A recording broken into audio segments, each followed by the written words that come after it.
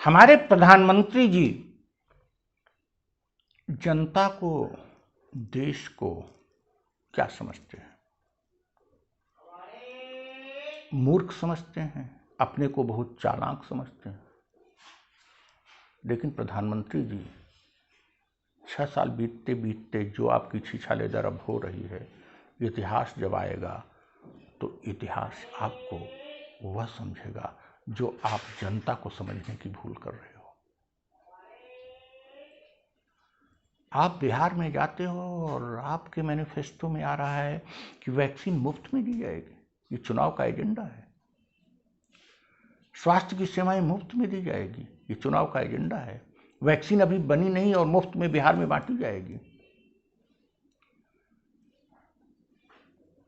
क्या वैक्सीन का पैसा लेने वाले थे क्या? हाँ, आप लेंगे, क्योंकि आप जो ट्रीटमेंट कोरोना का हो रहा है ये भारी खर्च लोगों को उठाना पड़ रहा है।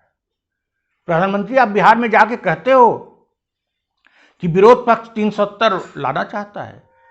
अरे मान्यवर, संविधान निर्माताओं ने ही कह दिया था कि 370 अस्थायी उपबंध है, लेकिन संविधान निर्माताओं ने इसको वास्तविक समय पर हटाने की बात की थी।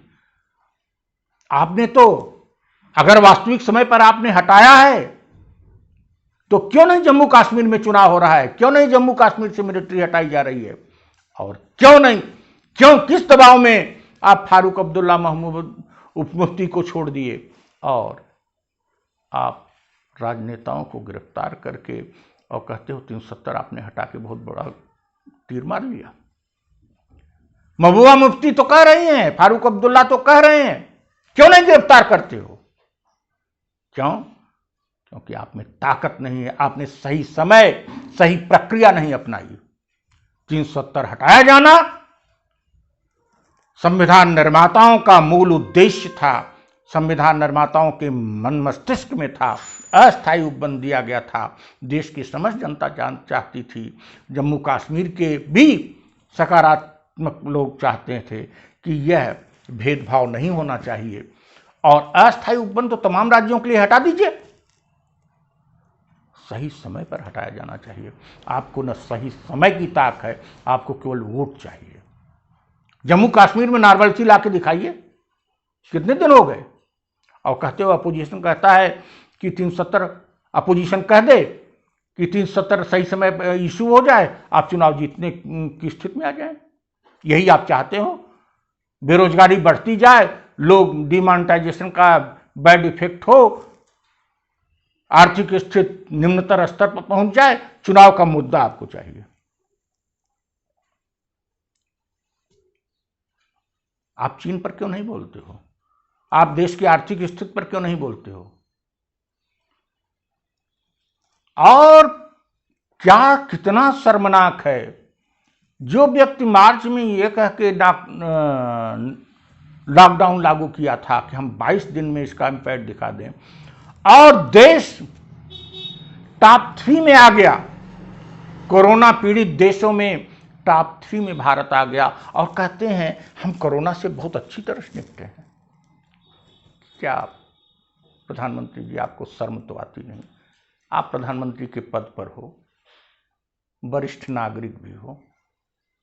हम तो प्रतिक्रियावादी नहीं होंगे कि आपके लिए अपशब्द का प्रयोग करें, लेकिन इतना तो कह ही सकते हैं, आप महान झूठे हो, आप महान लफाज हो और आप में कोई शर्म नहीं है। आप तुलना करते हो केवल ब्राजील से और अमेरिका से, पड़ोसी देशों से क्यों नहीं करते? लैटिन अमेरिका के देशों से क्यों नहीं करते? अन्य देशों से क्यों नहीं करते? अफ्रीका के देशों से क्यों नहीं करते? यूरोप में भी काबू में कर लिया, अन्य देशों से क्यों नहीं करते? अन्य बातें होंगी तो आप पड़ोसी से कर लेंगे, तभी यूरोप से नहीं करेंगे। वहां भी आप पिछड़ रहे हो।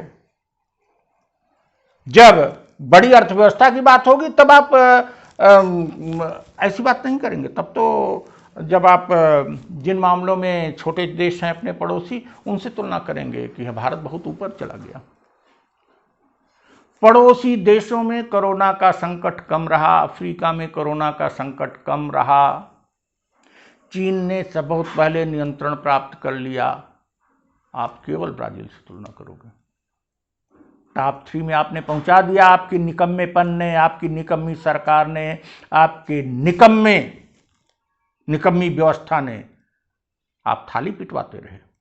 इस संकट में भी आप अंधविश्वास की लौ में पूरी जनता को झोंक दिए, अंधविश्वासी बना दिए। जो लोग थाली पीटे थे बेचारे शर्म से घर के बाहर नहीं निकल रहे हैं।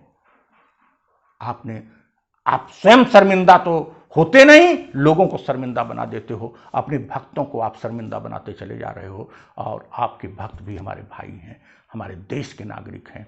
उनका अपमान आप कर रहे हो, जिन्होंने आपको समर्थन दिया, जिन्होंने आपके साथ अंध व्यक्त की। Thank you.